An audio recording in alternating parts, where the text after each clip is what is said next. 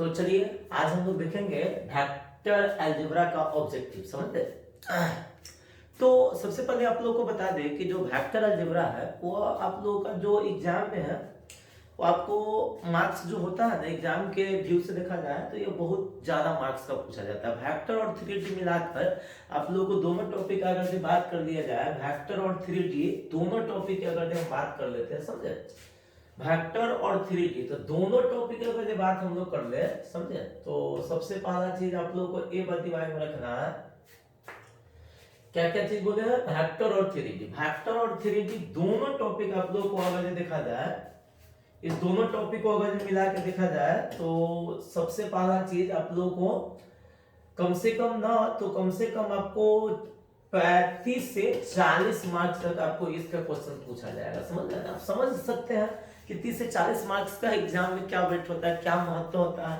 जो आप लोग एग्जाम दीजिएगा या एग्जाम दिए होइएगा तो आप लोगों को पता होगा कि भाई 30 से 40 मार्क्स का क्या महत्व होता है, क्या इंपॉर्टेंस होता है। तो आज इसी को देखते हुए हम आप लोगों को वीडियो लेके आए हैं और आज के वीडियो में हम लोग वेक्टर का ऑब्जेक्टिव देखेंगे। देखिए सबसे पहला चीज आप लोगों को बता दें कि जो अभी हम लोग वेक्टर का जो ऑब्जेक्टिव आप लोगों को लेके आए हैं, यह जो ऑब्जेक्टिव आप लोगों को देख रहे हैं समझे, यह ऑब्जेक्टिव आप लोगों को एग्जाम में जो होगा ना, एग्जाम में इतना क्वेश्चन नहीं पूछा जाता है, एग्जाम में आपको बहुत ही इंपॉर्टेंट क्वेश्चन पूछा जाता है। लेकिन आज का जो ऑब्जेक्टिव हम लोग लेके आए हैं वो आपको इस ढंग से ले आके आया है कि आपका जो भी चैप्टर में आप लोग जो थ्योरी पढ़े हुए हैं, जो भी आप कॉन्सेप्ट पढ़े वो कॉन्सेप्ट सब पर सारा का सारा एग्जांपल भी हो जाएगा, समझ रहे हैं इसलिए। लेकिन इतना क्वेश्चन आपको नहीं, आपका एक शॉर्ट वीडियो बनाया जाएगा ऑब्जेक्टिव का जो सिर्फ एग्जाम से रिलेटेड होगा, उसमें आपको 40 से 50 क्वेश्चन सिर्फ रहेगा और उससे आपको समझ लीजिए कि 10 को 15 को क्वेश्चन आपको टैली करवे करेगा, 5 को से 10 क्वेश्चन आपको टैली करवे करेगा एग्जाम में, ठीक है।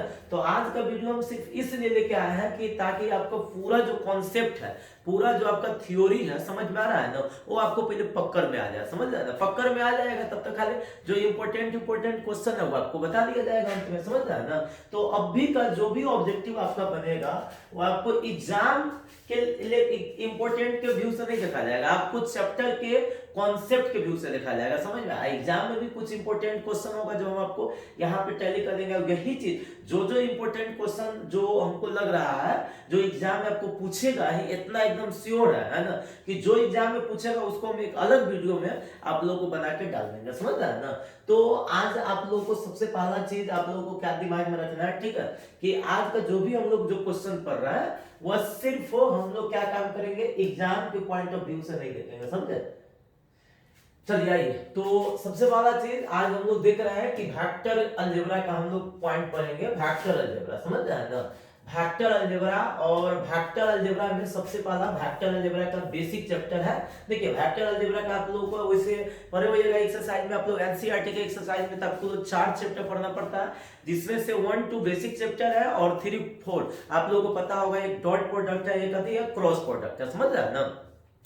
तो सबसे पहला बेसिक चैप्टर, आज आपको बेसिक चैप्टर से आज हम आपको क्वेश्चन उठाएंगे। देखिए सबसे पहला दिया हुआ है, सबसे पहला question, if point A equal to x, y, z। आप लोगों को बता दें, थोड़ा थोड़ा कॉन्सेप्ट भी हम आपको बताते चलेंगे ताकि आपका थ्योरी भी क्लियर होता जाएगा। देखिए जैसे आप लोग 3D पढ़ते हैं, पहले पढ़ते थे 2D, आज पढ़ रहे हैं 3D।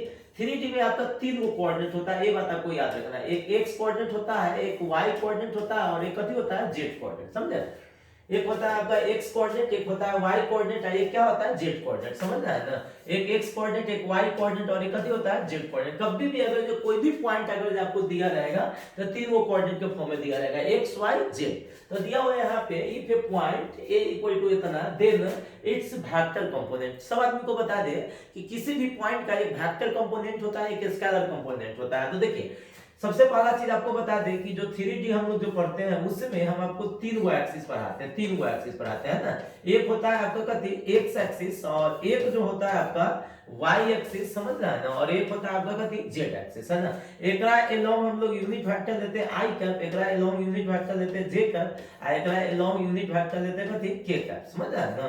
तो देखिए सबसे पहला चीज x के साथ i लगेगा, y के साथ आपका j लगेगा और z के साथ आपको क्या लगेगा, k लगेगा। जब भी अगर आपका यूनिट वेक्टर के फॉर्म में अगर आपको रहेगा तो x एक्सिस के साथ कथी लीजिएगा i कैप, y एक्सिस के साथ कितना j कैप और z एक्सिस के साथ k कैप लीजिएगा, समझ रहे हैं ना, x एक्सिस के साथ y कैप, y एक्सिस के साथ j कैप, z एक्सिस के साथ k कैप। तो इसी को हम लोग कहते हैं वेक्टर कंपोनेंट, अर्थात इसका पहला आंसर सही हो जाएगा xi cap plus yj cap plus zk cap. अब इसी तरह से दूसरा नंबर क्वेश्चन है कि पॉइंट ए इतना दे रखा हुआ है, देन इट्स वेक्टर कंपोनेंट, इसका वेक्टर कंपोनेंट यही हो जाएगा 2i cap plus 3j cap plus 4k cap. तो 2i cap 2i cap plus 3j cap plus 4k cap नहीं है, इसका मतलब इफ ए पॉइंट से इतना देन वेक्टर कंपोनेंट, इसमें से कोई भी ऑप्शन आपका सही नहीं है, ठीक है, सारा का सारा ऑप्शन कथी है गलत दे दिया हुआ, समझे, इसका मिसप्रिंट हो गया है। चलिए आगे बढ़िए, दूसरा के बाद हम लोग तीसरा पढ़ेंगे। देखिए तीसरा नंबर दे दिया हुआ है कि एक पॉइंट कितना दे रखा है xi cap plus yj cap plus zk cap, then एक स्केलर कंपोनेंट पूछ रहा है, समझे, स्केलर कंपोनेंट पूछेगा तो सिर्फ x y z बताना है, क्या बताइएगा x y z। देखिए अब इसमें थोड़ा सा मिसप्रिंट हो जाता है, x y z है ना, ये दोनों ऑप्शन आपका सही है, समझ रहे हैं ना, ये दोनों ऑप्शन आपका सही है। अब चलिए आगे बढ़िए, चौथा number question, if a point a equal to 2i cap plus 3j cap minus में 3k cap, then it's scalar component. तो स्केलर कंपोनेंट कितना हो जाएगा 2 3 माइनस 3, 2 3 माइनस 3, 2 3 माइनस 3, ये आपका आंसर सही हो जाएगा। The position vector of the point x y z is. अब यहाँ ए इंपॉर्टेंट क्वेश्चन है, याद रखिएगा सर, ए इंपॉर्टेंट क्वेश्चन है, ए एग्जाम में आपका आता ही है, समझ रहे हैं, इसलिए इसको ध्यान दीजिएगा। पोजीशन वेक्टर क्या बात कर रहा है, पोजीशन वेक्टर, जब भी अगर जो कोई पॉइंट अगर जो दिया रहेगा और अगर जो इसका पोजीशन वेक्टर अगर जो निकालना रहेगा, कोई भी अगर जो पॉइंट आपका दिया रहेगा और अगर जो इसका कोई कहेगा पोजीशन वेक्टर बताइए, तो देखिए याद रखिएगा सवाल, देखिए सबसे पहला चीज आप लोग को बता दे कि कोई अगर जो पॉइंट आपके पास दे रखा हुआ है, समझे, कोई भी अगर ये पॉइंट दे रखा हुआ है, जैसे x y z दे रखा हुआ है, तब अगर इसका कहेगा कोई पोजीशन वेक्टर, तो पोजीशन वेक्टर अब हम बताए थे, सबसे पहला पोजीशन वेक्टर का मतलब क्या होता है, इसको ओरिजिन से जोड़ देते हैं, तो ओरिजिन से कांटेक्ट करा देते हैं, तो ओए वेक्टर, और ओए वेक्टर का अगर ये एक लेटर में अगर ये लिखेंगे तो इसको स्मॉल लेटर कहेंगे और इसको ए वेक्टर कहेंगे, और ए वेक्टर का जो फॉर्मूला होता है ना, इस सब में आई जे के लग जाता है, अर्थात लिखते हैं एक्स आई कैप प्लस वाई जे कैप प्लस में जेड के कैप। तो देखिए कहिएगा कि सर पोजीशन वेक्टर और वेक्टर कंपोनेंट में क्या अंतर है, तो देखिए पोजीशन वेक्टर जब भी लिखेंगे तो हम लोग प्लस का चिन्ह देंगे, और जब भी अगर इस वेक्टर कंपोनेंट देंगे तो उसमें कॉमा देंगे। जैसे अब कहता है इस पॉइंट का वेक्टर कंपोनेंट बताइए, भीसी बताइए, है ना, तो सीधा हम लोग लिख देते एक्स आई कैप कॉमा कथी बोलते हैं कॉमा वाई जे कैप कॉमा कथी बोलते हैं जेड के कैप। अगर इसी में अगर पोजीशन वेक्टर अगर पूछ रहा है तो इतना बोल देंगे, मतलब पोजीशन वेक्टर अगर आपसे पूछेगा, कौन वेक्टर, पोजीशन वेक्टर अगर आपसे पूछेगा तो उस वेक्टर में, उस पॉइंट में आई जे के कैप लगा दीजिएगा, साथ ही साथ प्लस माइनस जो साइन रहेगा उस साइन को ले लेंगे। अगर जो आपको सिर्फ वेक्टर कंपोनेंट अगर जो पूछेगा तो उसमें आई कैप जे कैप के कैप लगाकर कॉमा के साथ लिखना है। जैसे मान लेते कोई पॉइंट है a इक्वल टू 2,3,5 है ना, इसके बाद अगर जो मान लेते हैं इसका हमको पोजीशन वेक्टर बताना है, तो पोजीशन वेक्टर निकालने के लिए हम लोग सीधा लिख देंगे 2i कैप प्लस में 3j कैप प्लस में 5k कैप, ये इस पॉइंट का आपका पोजीशन वेक्टर हो गया। अगर जो इसी पॉइंट का अगर जो वेक्टर कंपोनेंट अगर जो आपसे पूछ दिया जाए, क्या पूछ दिया जाए, वेक्टर कंपोनेंट, तो एक हम लोग क्या बोलेंगे 2i कैप कॉमा देंगे, देखिए यहाँ प्लस के जगह पर कॉमा देंगे, फिर दे देंगे 3j कैप कॉमा का दे देंगे 5k कैप। बताइए समझ में आया कि नहीं आया, देखिए फिर से समझ लीजिए कि अगर जो कोई भी पॉइंट का अगर जो पोजीशन वेक्टर लिखना हो, कौन वेक्टर लिखना हो, पोजीशन वेक्टर, तो पोजीशन वेक्टर लिखने के लिए हम लोग क्या काम करेंगे कि उसमें आई जे के लगा देंगे, कभी लगा देंगे आई जे के लगा देंगे, साथ ही साथ प्लस का साइन लेगा, कभी का साइन लीजिएगा, प्लस का साइन लीजिएगा। अगर जे उसका सिर्फ अगर जो वेक्टर कंपोनेंट अगर जो आपको लिखना है तो सिर्फ हम लोग कॉमा दे के लिखेंगे, समझे। चलिए अब आगे बढ़ते हैं, देखिए सुनिए, अब अगला क्वेश्चन आप लोगों को बता देते हैं, अगला क्वेश्चन क्या है जो समझिए। देखिए तो आप ये बात तो समझ में आ गया। अब देखिए क्वेश्चन नंबर हम लोग देखेंगे, छठा नंबर क्वेश्चन, देखिए 6 नंबर क्वेश्चन वही बात दिया हुआ, समझे, कि if a point a equal to इतना देन पोजीशन वेक्टर, तो पोजीशन वेक्टर है तो इसमें i कैप लगेगा, इसमें j कैप लगेगा, इसमें कथी रहेगा k कैप, तो i cap plus 2j cap plus 4k cap, i cap plus 2j cap plus 4k cap, अर्थात इसका बी आंसर आपका सही हो जाएगा। चलिए तीसरा, if a point equal to इतना देन इट्स पोजीशन वेक्टर, तो इसका पोजीशन वेक्टर कितना हो जाएगा 4i cap plus 5j cap plus 6k cap, अर्थात पहला आंसर इसका सही हो जाएगा। देखिए ये सब सिंपल सिंपल क्वेश्चन है, थोड़ा सा जल्दी में हम आपको फास्ट कर देते हैं, समझ रहे हैं, क्योंकि अब एक ही क्वेश्चन को बार बार रिपीट किया रहेगा तो क्या कीजिएगा, थोड़ा जल्दी जल्दी में खींच लेते हैं, समय भी तो नहीं ज्यादा देना है ना।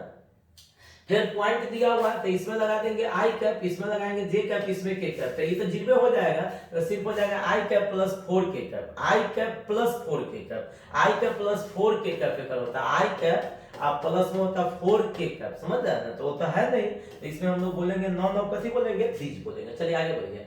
अगला दिया हुआ है the position vector of the point 1,0,2 is, है ना, तो फिर देख लीजिए आई कैप प्लस में 2 के कैप होगा, तो आई कैप प्लस में 2 के कैप नहीं है, तो फिर लिखेंगे कथी, नॉन ऑफ दिस, फिर हम लोग क्या लिखेंगे, नॉन ऑफ दिस, समझे, इसका भी आंसर नॉन ऑफ दिस। देखिए इफ ए पॉइंट कितना देन इट्स पोजीशन वेक्टर, तो इसका पोजीशन वेक्टर आप देख रहे हैं, सबसे पहला ये तो जीरो हो जाएगा, तो 2j cap plus 4 k cap, 2j cap plus 4 k cap, अर्थात इसका बी आंसर सही हो जाएगा।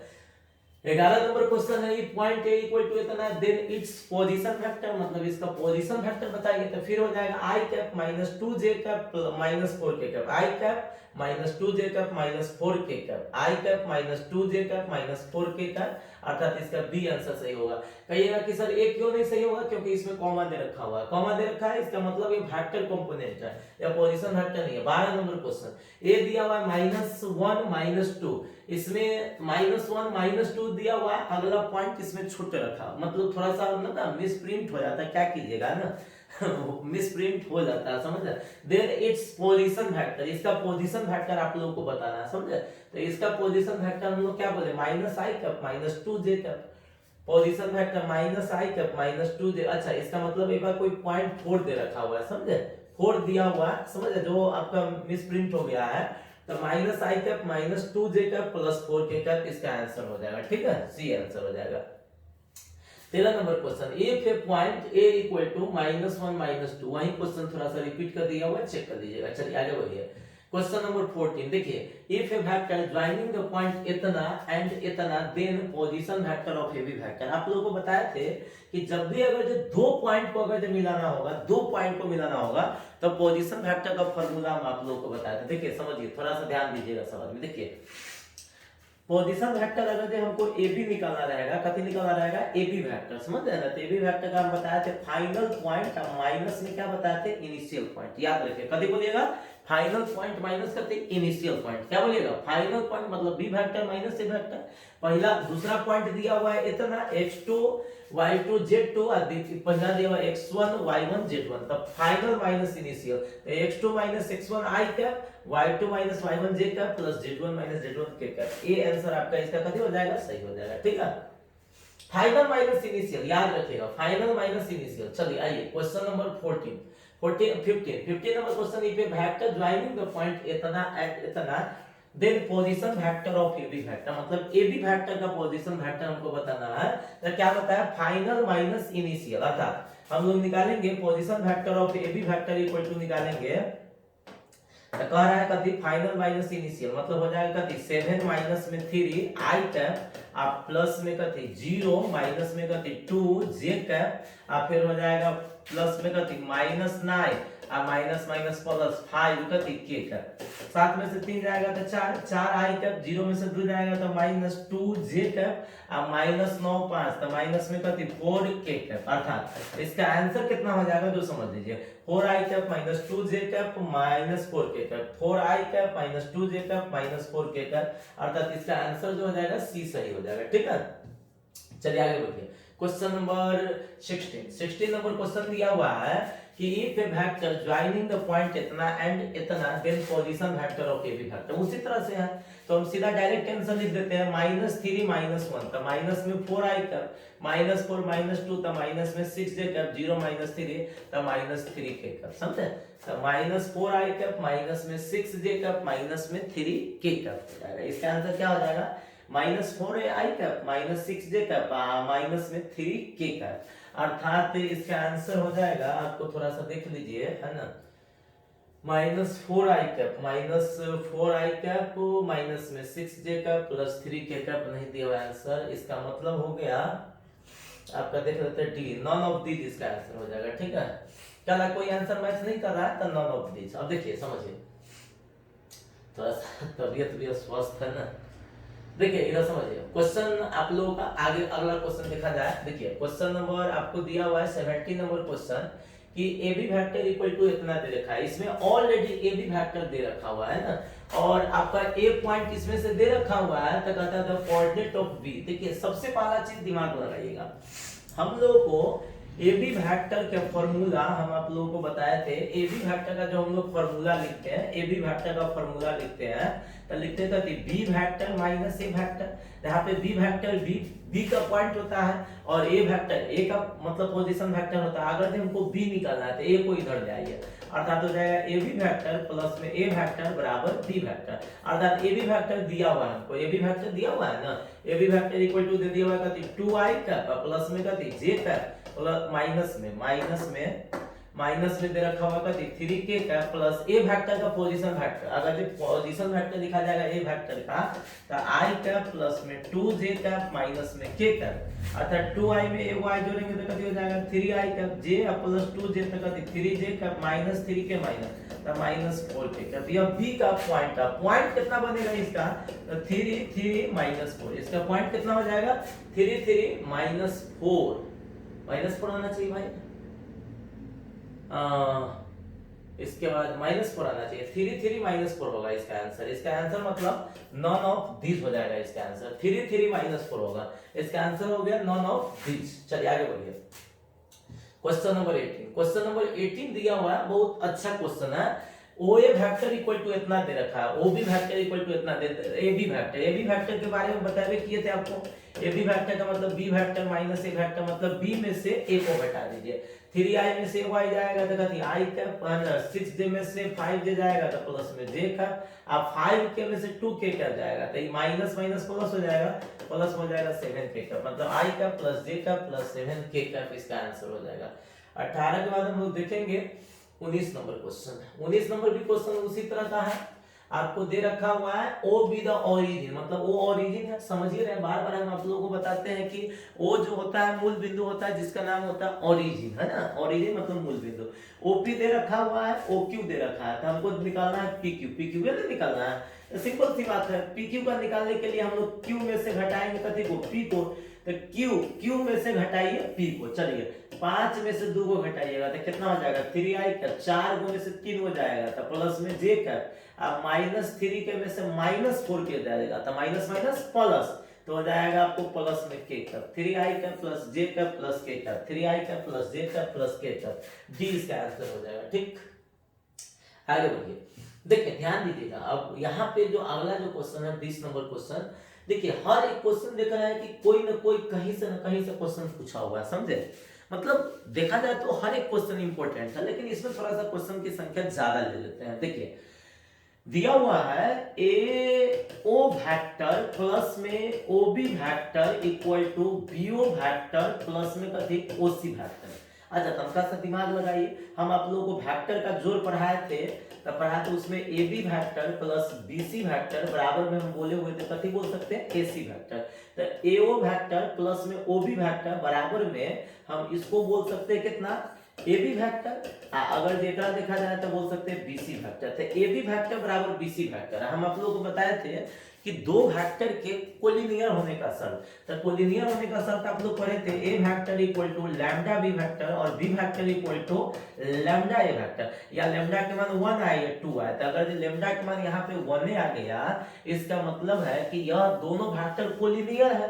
कोलिनियर कहने का मतलब ए पॉइंट बी पॉइंट सी कथी है कोलिनियर है, तो वहीं पे दिया हुआ है कि A B C are collinear. अभी नॉन कोलिनियर, तो भाई कोलिनियर आइएगा तो नॉन कोलिनियर होगा ना, कोप्लेनर के बारे में आपको अभी पता नहीं है तो कोप्लेनर को तक कैंसिल कर दीजिए, अर्थात यहाँ पे आंसर हो जाएगा A B C are collinear, मतलब ए बी सी कौन वेक्टर होगा आपका कोलिनियर वेक्टर होगा। ठीक, चलिए देखिए अगला if a vector equal to इतना, एक क्वेश्चन एकदम आपको पूछेगा, एकदम 100% का गारंटी है कि क्वेश्चन पूछेगा। अब इसी टाइप का क्वेश्चन पूछेगा, ये नहीं कहेंगे यही क्वेश्चन पूछेगा, लेकिन आपका क्वेश्चन पूछेगा है ना। देखिए ए वेक्टर इक्वल टू दिया हुआ है x i cap plus y j cap plus z k cap, then modulus of A vector है ना, आपको ए फैक्टर का मॉडुलस बताना है, तो आपको आप लोग को बता दिया जाए कि कभी भी अगर ये मॉडुलस निकालना है तो मॉडुलस का फॉर्मूला आप लोग याद रखिए। ए फैक्टर का मॉडुलस का फॉर्मूला याद रखिए, root under x square plus Y square plus Z square, मतलब आई कंपोनेंट के स्क्वायर प्लस जे कंपोनेंट के स्क्वायर प्लस के कंपोनेंट के स्क्वायर होता है। क्या बोलिएगा, आई कंपोनेंट के स्क्वायर प्लस आई कंपोनेंट के स्क्वायर प्लस जेड कंपोनेंट के स्क्वायर, है ना। तो इसका आंसर हो जाएगा आपका X square plus Y square plus Z square. ठीक, आगे बढ़िए। क्वेश्चन नंबर आप लोगों को देखा जाए 22 नंबर क्वेश्चन है। अच्छा, मॉडुलस बहुत इंपॉर्टेंट है ना, का एक नंबर का क्वेश्चन आपको पूछेगा, इसलिए कंप्लीट कर लीजिए। देखिए आप लोग बार बार करते रहते हैं कि सर कौन क्वेश्चन पूछा जाएगा, अब जब से आप लोग को बता भी दिया जाता है कि यही क्वेश्चन पूछेगा, फिर भी आप लोग कंप्लीट नहीं करते हैं और बार बार यही क्वेश्चन करते रहते हैं कि सर कैसे होगा क्या। देखिए आपका भी कुछ जिम्मेवारी बनता है ना। अब ऐसा तो नहीं है कि सिर्फ हम पढ़ाते हैं और बस आप लोग क्वेश्चन देखिए नहीं, सिर्फ एक बार देख लीजिए उसके बाद बस जय सिया राम, वो ऐसा नहीं होता है। देखिए जिस तरह से हम आप लोगों को मतलब रिपीट कर करके हर टॉपिक का मतलब ऑब्जेक्टिव बताते हैं, समझ में आ रहा है, उस तरह से आपका भी जिम्मेवारी है कि जो टॉपिक पढ़ लेते हो उसका ऑब्जेक्टिव बनाइए। जैसे मान लेते हैं आपको वीडियो मतलब ऑब्जेक्टिव भेज दिया है तो उसका ऑब्जेक्टिव बनाइए, ऑब्जेक्टिव में जो भी प्रॉब्लम होता है उसको आप टिक आउट करके रखिए। और जैसे अब हम वीडियो बना रहे हैं उससे देखिए, अगर इससे भी नहीं कंप्लीट हो रहा है तो आप अलग से कमेंट में उस क्वेश्चन को भेजिए, हम फिर से उसको दोबारा रिपीट करेंगे। लेकिन जिम्मेवारी आपका है, क्योंकि देखिए मेरा कुछ नहीं बिगड़ेगा। अगर ये आपका एग्जाम में कुछ खराब हो जाए, नहीं हो जाए, तो मेरा कुछ नहीं बिगड़ेगा, लेकिन आपका पूरा फ्यूचर बर्बाद हो जाएगा, आपका पूरा जिंदगी बर्बाद। इसलिए सबसे ज्यादा आपका जिम्मेवारी है कि अभी पूरा का पूरा आप लोगों को कोशिश करना है कि जो भी है थोड़ा सा मतलब समय का एकदम बचत कीजिए, एकदम अभी एक एक सेकेंड आपके लिए महत्वपूर्ण है ना। आप लोग मतलब थोड़ा सा खाना एक टाइम कम खाइएगा तो चलेगा, लेकिन पढ़ाई लिखाई अभी एक महीना बस बचा हुआ है, यह एक महीना आपका एकदम पूरा कंप्लीट रहना चाहिए। ठीक है, एकदम ये हर टॉपिक हम आपको वीडियो बना के डालेंगे, अब हर टॉपिक का एक एक क्वेश्चन को आप लोगों को रगड़ देना है, बात समझे।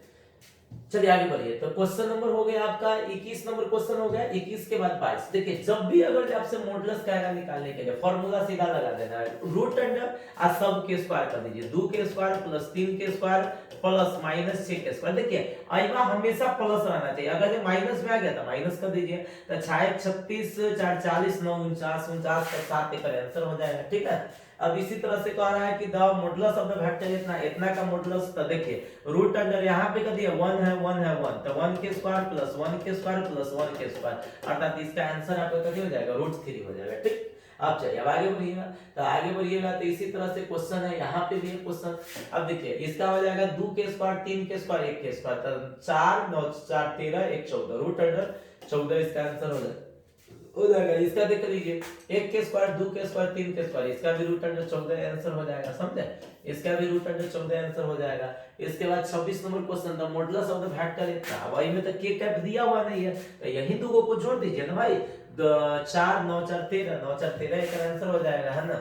The modulus of the vector इतना दिया हुआ है, तो देखिए 49 4 53 1 54, है ना। रूट अंडर 54 को आप लोग लिख सकते हैं 3 रूट अंडर 6।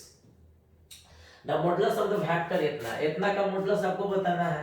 तो देख लीजिए आपका 19 का स्क्वायर कीजिएगा तो आप लोगों को पता होगा 389 होता है, और ये हो जाएगा आपका 25, एक मिनट, देखिए ये हो जाएगा आपका पास कितना 389, ये हो जाएगा आपका कितना 25, प्लस में हो जाएगा 6 कितना 36, सबको जोड़ दीजिए, 6 5 11 11 9 20 के 0 हो जाएगा। इसके बाद हो जाएगा 3 2 5 5 8 13 13 2 15 हो जाएगा। इसके बाद हो जाएगा 3 1 हो जाएगा 450, 450 दिया हुआ है कि नहीं दिया हुआ है, कि गलती नहीं ना की है, देख लीजिएगा करके अपना देख लीजिएगा, जो आंसर आएगा वही आपका आंसर हो जाएगा। ठीक है, थोड़ा सा कैलकुलेशन में हो सकता है कहीं आंसर गड़बड़ हो गया होगा, चलिए देख लीजिएगा। ठीक है, अब देखिए क्वेश्चन नंबर हो गया 29, the modulus of the vector इतना, इस वेक्टर का मॉडुलस, तो वहीं पे हो जाएगा 4 प्लस में 49 प्लस में हो जाएगा 9 का रूट, समझ रहे हैं ना। तो 49 7 53 53 9 62, रूट अंडर इसका 62 आंसर हो जाएगा। फिर अगला दिया हुआ है, अगला आप लोग का दे दिया हुआ है, समझे। अगला दिया हुआ question number 30, the modulus of the vector इतना, इस वेक्टर का मॉडुलस तो 16 9 25 25 के आ जाएगा आपका 5। इसके बाद फिर दे दिया हुआ 31, the direction ratios of the vector, आप लोगों को बता दे कि डायरेक्शन रेशियो बहुत इंपॉर्टेंट है, बहुत इंपॉर्टेंट है, इसको याद ही रखिएगा। देखिए डायरेक्शन रेशियो जब भी आपको पूछेगा ना, तो देखिए पहला वाला होता है X Y Z, X Y Z, इसका डायरेक्शन रेशियो कितना हो जाएगा, एक्स वाई जेड। तो direction ratio of the vector तो कितना हो जाएगा, 2 माइनस 3 5, 2 माइनस 3 5, 2 माइनस 3 5, ये आंसर हो जाएगा इसका। दिया हुआ था direction cosine of the vector इतना। देखिए डायरेक्शन कोसाइन का फार्मूला सवाल में याद रखिएगा। देखिए सबसे पहला चीज आप लोग इसका डायरेक्शन रेशियो लिख दीजिएगा, तो direction ratio X Y Z लिख दीजिएगा, समझ रहे ना। और डायरेक्शन कोसाइन जैसा ही पूछेगा तो पहला बट्टा रूट अंडर सबके स्क्वायर, तो x square plus Y square plus Z square, y बट्टा root under x square plus Y square plus Z square और जेड बट्टा रूट अंडर सबके स्क्वायर, तो x square plus Y square plus Z square. अर्थात इसका पहला answer से B answer सही हो जाएगा, ठीक है, बी का आंसर सही हो जाएगा, ठीक है। इसके बाद आगे बढ़िएगा, अगला क्वेश्चन है 34 नंबर क्वेश्चन है। तो देख लीजिए सीधा पहला, सबसे पहले क्या काम कीजिएगा, सबसे पहले इसका मॉडुलस निकाल दीजिएगा। तो 2 2 4, 4 4 8, 1 9 9 के 3, एक आ जाएगा 2/3, 1/3, 2/3, 1/3 और -2/3, अर्थात इसका सी आंसर सही हो जाएगा। सी के बाद 35 नंबर क्वेश्चन दिया हुआ था, direction cosine of the vector इतना, इस तरह का डायरेक्शन कोसाइन। तो देखिए 144 हो जाएगा, 12 के स्क्वायर कीजिएगा तो 144, 16 9 25, 144 25 हो जाएगा, तो 69 13, तो ये हो जाएगा 3/13, 3/13 माइनस 4/13, 12/13, इसका आंसर बी हो जाएगा। 36 नंबर क्वेश्चन दिया हुआ है, direction cosine of the vector इतना, मतलब इस वेक्टर का डायरेक्शन कोसाइन। तो भाई पहले डायरेक्शन रेशियो लिखिएगा तो इसका हो जाएगा 4 2 0, समझे, 4 2 0 इसका हो जाएगा। डायरेक्शन कोसाइन निकालेगा तो 16 4 20, 20 के निकल जाएगा आपको कितना, 2√5 है ना। तो इसका अगर से हम लोग निकाले डायरेक्शन कोसाइन तो हो जाएगा 4/2√5 और 2/2√5 और 0 में कुछ से भाग करेंगे तो 0 हो जाएगा, 2 से 2 कैंसिल हो जाएगा, 2 दूना 4, अर्थात हो जाएगा 2/√5 और फिर हो जाएगा 1/√5 और 0, 2/√5। इसको देखिए निकाला नहीं हुआ है, अच्छा सॉरी, ओहो सॉरी, इसमें के कैप है, सॉरी के कैप है, तो इसका हो जाएगा 402, सॉरी, इसका 402 हो जाएगा, अर्थात इसका आंसर ही हो जाएगा। इसको थोड़ा सा आप निकाल भी सकते थे ना, √20 को आप बाहर भी निकाल सकते थे। चलिए आगे बढ़िएगा तो क्वेश्चन नंबर देखेंगे 37 नंबर क्वेश्चन। 37 नंबर क्वेश्चन का था direction ratio of the vector joining the point इतना, मतलब दोनों पॉइंट को क्या कराता है, ज्वाइन कराता है, तो इसका डायरेक्शन रेशियो बताना। तभी आपको बताए थे ना, डायरेक्शन रेशियो निकालने के लिए पहले आप लोग पोजीशन वेक्टर निकाल लीजिएगा। तो पोजीशन वेक्टर में डायरेक्शन रेशियो निकालेगा तो इसका आंसर आपका कथी हो जाएगा, B, x2 - x1, y2 - y1, z2 - z1। Question number आपका आगे बढ़िएगा 38 नंबर क्वेश्चन। आप लोगों को सब आदमी को पता है कि आप लोगों को एक डायरेक्शन कोसाइन का डिफिनीशन बताया गया था, यदि कोई वेक्टर एक्स एक्सिस के साथ अल्फा, वाई एक्सिस के साथ बीटा और जेड एक्सिस के साथ गामा एंगल बनाती है तो कॉस अल्फा कॉस बीटा को डायरेक्शन कोसाइन कहते हैं ना। डायरेक्शन कोसाइन को डिनोट करते हैं एल से, एम से और एन से, यही से ना डिनोट करते हैं। फार्मूला भी बताए थे, एल स्क्वायर प्लस में बताए थे एम स्क्वायर, आप प्लस में बताए थे आप लोगों को एन स्क्वायर इक्वल टू में क्या बताए थे, 1 बताए थे, समझे।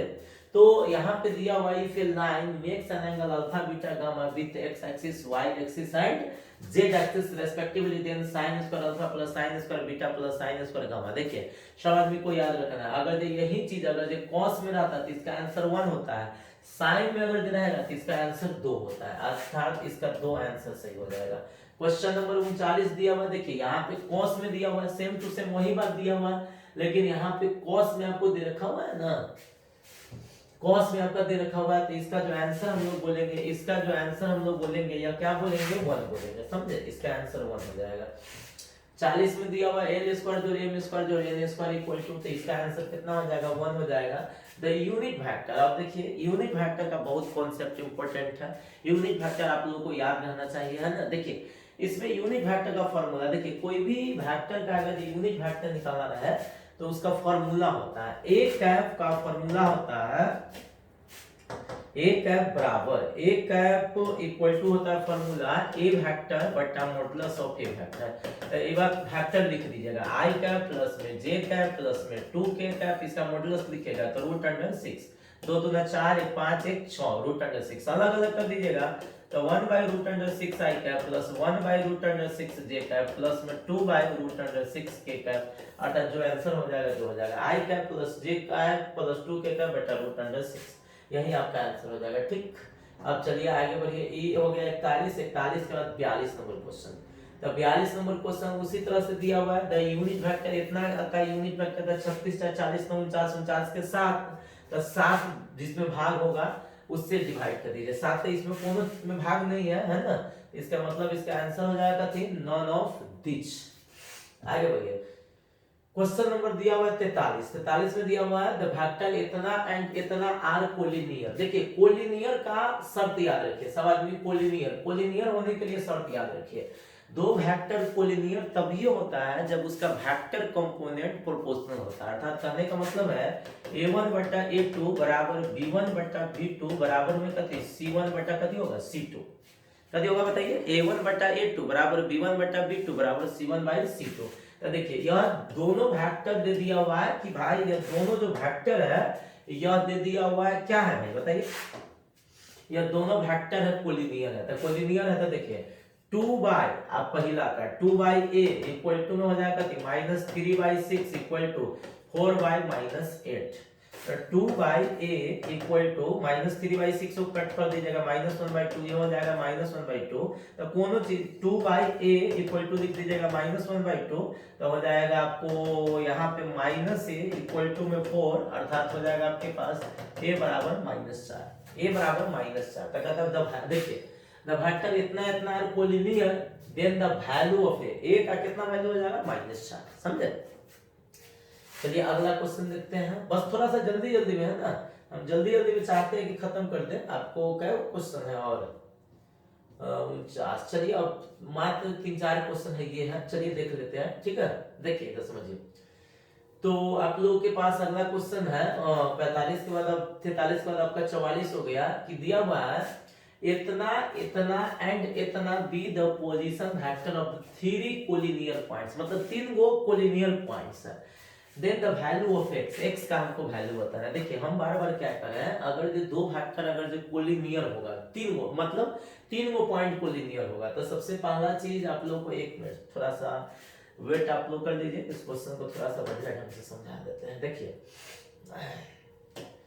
सबसे पहला चीज यहाँ पे एकदम बजाते के साथ लिखा हुआ है कि यह जो तीनों जो पॉइंट है यह कोलिनियर है। क्या है भाई, कोलिनियर है। तो कोलिनियर है तो इसमें से x का वैल्यू पूछ रहा है, समझे।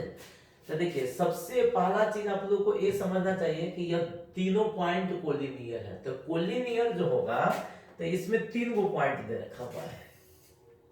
पहला पॉइंट ये, इसका पोजीशन वेक्टर दे दिया हुआ है 6i कैप प्लस में 3j कैप। दूसरा पॉइंट बी है, इसका पोजीशन वेक्टर दे रखा हुआ है 40i cap minus 8j cap. और तीसरा पॉइंट सी है जो इसका दे दिया हुआ है xi कैप और माइनस में का 52j कैप, समझे, इतना दे रखा हुआ है। अब क्या काम करना है कि भाई पहले तो AB का पोजीशन वेक्टर निकालिए, तो position vector of AB निकालिएगा, AB का निकालिएगा तो भाई I वाला में से I घटेगा, तो 40 में से 60 जाएगा तो कितना हो जाएगा -20i कैप, माइनस 8j में से E घटेगा तो माइनस में 11j कैप। इसके बाद फिर निकालिएगा position vector of BC vector. अच्छा BC वेक्टर निकालिएगा तो इसमें से इसको घटाइएगा तो ये हो जाएगा आपका x माइनस 40 आई कैप, फिर हो जाएगा 52 में से इसको घटाइएगा तो माइनस माइनस प्लस, है ना। तो 52 में से ई जाएगा तो कति हो जाएगा माइनस में कति 46, है ना, 46 जे कैप। समझ में आ रहा है ना। अब चलिए सुनिए, क्योंकि अगर तो ये कोलिनियर होगा, कति होगा कोलिनियर, अगर ये कोलिनियर होगा तो इसका रेशियो बराबर होगा, तो हो जाएगा -20 बटा x माइनस 40 बराबर -11 बट्टा में कितना, अच्छा एक मिनट सॉरी 52 में से मतलब 8 से आएगा, तो 12 में से 8 जाएगा तो 4 बचेगा, मतलब यहाँ पे 44 हो जाता, सॉरी देखिए तो समझिए। तो माइनस में कितना हो जाएगा 44, है ना, इसको आप कट कर दीजिएगा तो -20 बाई x माइनस 40 बराबर, इसको कट कर दीजिएगा तो आ जाएगा 1/4। समझ में आ रहा है ना। तो क्रॉस गुना करेगा तो x माइनस 40 बराबर में माइनस में कति 80, क्रॉस गुना करेंगे तो x बराबर हो जाएगा -80 प्लस में 40 बराबर में हो जाएगा आपका आंसर -40। ठीक, इसका आंसर जो हो जाएगा ना, जो आपका आंसर हो जाएगा -40। तो ये हो गया 44 नंबर क्वेश्चन। 44 नंबर क्वेश्चन के बाद हो गया 45 नंबर क्वेश्चन की find the value of p for which इतना इज ए यूनिट वेक्टर, मतलब इतना जो होगा यूनिट वेक्टर होगा। तो बताइए p का वैल्यू क्या होगा, क्या यहाँ पे रहा था p का मान, तो यह एक यूनिट वेक्टर हो जाता है। तो भाई यूनिट वेक्टर के लिए सिंपल सा बात समझिए कि इतना का जो मॉडुलस होगा वो किसके बराबर होना चाहिए, 1 के बराबर। चलिए p से हम इसमें गुना कर देते हैं, तो p से गुना करेंगे तो pi का प्लस में pj का प्लस में p के का एक मॉडुलस बराबर में कथी 1, इसका मॉडुलस निकालिएगा तो p के स्क्वायर प्लस p के स्क्वायर प्लस p के स्क्वायर बराबर में हो जाएगा कितना 1, ये हो जाएगा 3p के स्क्वायर के रूट बराबर 1, है ना। दोनों तरफ स्क्वायर कर दीजिएगा तो 3p स्क्वायर बराबर 1, तो p स्क्वायर बराबर 1/3 अर्थात हो जाएगा p बराबर प्लस माइनस 1/3, समझे। स्क्वायर बदल जाएगा तो रूट से हट जाएगा और प्लस माइनस लग जाएगा, तो p बराबर जाएगा प्लस माइनस 1/3। चलिए आगे बढ़िए, ये हो गया 45 के बाद आप लोगों को देख लीजिए 46 नंबर क्वेश्चन। a वेक्टर दिया हुआ है, b वेक्टर दिया हुआ है, तब आपको कह रहा है a प्लस b वेक्टर, दोनों को जोड़ दीजिए। 2i में i जोड़ेंगे तो कितना हो जाएगा 3i कैप, 2j में 2j जोड़िएगा तो 4j कैप, 4k कैप में 5k कैप हो जाएगा, अर्थात हो जाएगा कति 3i cap, 3i cap 2j में से 2j जोड़ेंगे ना तो हो जाएगा 4j कैप, इसके बाद 4k, इसमें तो ऑप्शन है नहीं दिया हुआ भाई, इसमें तो ऑप्शन है नहीं दिया हुआ, तो भाई आप लोग थोड़ा सा इसमें हो सकता है प्लस माइनस का मिस्टेक हो सकता है ना। तो चलिए आप लोग का आंसर लिख लेते हैं 2i का plus i cap, sorry 2i का प्लस i कैप, तो हो जाएगा कितना 3i cap 2j plus 2j, तो कितना 4j कैप, 4k का प्लस k कैप, 4k का प्लस k कैप, तो कितना हो जाएगा 5k कैप, समझे। 5k कैप इसका आंसर हो जाएगा, ठीक है। इसमें आंसर नहीं दिया हुआ है ना, आंसर नहीं दिया हुआ, इसमें अगर जैसे 4 रह जाता तो काम आपका चल जाता। 3i का प्लस 4j का प्लस 5k का, कहिएगा कि सर है ना कैसे भी प्रिंट करवा लेते हैं, वो होता है, कंप्यूटर है, क्या कीजिएगा, है ना। चलिए आगे बढ़िए 46 के बाद 47 नंबर क्वेश्चन में आप लोग देखिएगा, इसी तरह से करेक्शन हो जाएगा बाद में। देखिए इधर समझिए, R vector be the midpoint, midpoint का पोजीशन वेक्टर है पॉइंट ए और पॉइंट बी। देखिए ए का पोजीशन वेक्टर दे रखा है ए वेक्टर और पॉइंट बी का पोजीशन वेक्टर बी वेक्टर, हम मध्य बिंदु का कोऑर्डिनेट निकालना है, तो सीधा याद रखिएगा मिड पॉइंट बराबर दोनों का योग, दोनों का योग by 2, A vector plus B vector by 2, A vector plus B vector by 2, समझे। अगला क्वेश्चन देखिए, इसके बाद दे दिया हुआ if R vector divides the line joining the point इतना एंड इतना, ओ सॉरी इसमें कुछ और दिया होता, m अनुपात n में दिया रहता है, ये क्वेश्चन थोड़ा सा मतलब छूट गया है, तो सीधा याद रखिए आप लोग पढ़े होइएगा सेक्शन फार्मूला, कभी पढ़े होइएगा सेक्शन फार्मूला आप लोगों को पढ़ाए थे, सेक्शन फार्मूला है ना, सेक्शन फार्मूला की भाई यहाँ पे कोई पॉइंट ए है, ए का position vector A vector, point B है, बी का पोजीशन वेक्टर बी वेक्टर, और हमको क्या काम करना है, यहाँ पे कोई बिंदु आर है जो इसको m अनुपात n में डिवाइड करता है, तो बोले हुए थे r का पोजीशन वेक्टर r वेक्टर बराबर इधर से इधर गुना कर दो, इधर से इधर, तो mb वेक्टर प्लस में na vector by m plus n, समझे। आगे बढ़िए, ये हो गया आपका एक और क्वेश्चन है, लास्ट क्वेश्चन है, the position vector of the mid point of the joining the point इतना, ओहो इसमें भी मतलब छोड़ दिया हुआ है। देखिए the position vector of the mid point, the mid point के लिए दो पॉइंट दिया रहता है, एगो पॉइंट आपको छूट चल गया है, थोड़ा सा ये भी मिसप्रिंट है ना, इसको भी क्रॉस कर देते हैं। तो देखिए इस तरह से आप लोगों का यह आपका सिंपल चैप्टर हो गया, मतलब बेसिक चैप्टर हो गया। अब अगला दिन हम लोग चलेंगे डॉट प्रोडक्ट में, कौन प्रोडक्ट में, डॉट प्रोडक्ट में, ठीक है। तो आज का वीडियो आप लोगों को कैसा लगा है कमेंट करके जरूर बताइएगा, जो भी आप लोगों को कोई प्रॉब्लम होगा तो उसको कमेंट में डाल दीजिएगा, फिर उसको हम अगले दिन उस प्रॉब्लम को सॉल्यूशन करके बताएंगे। ओके, धन्यवाद।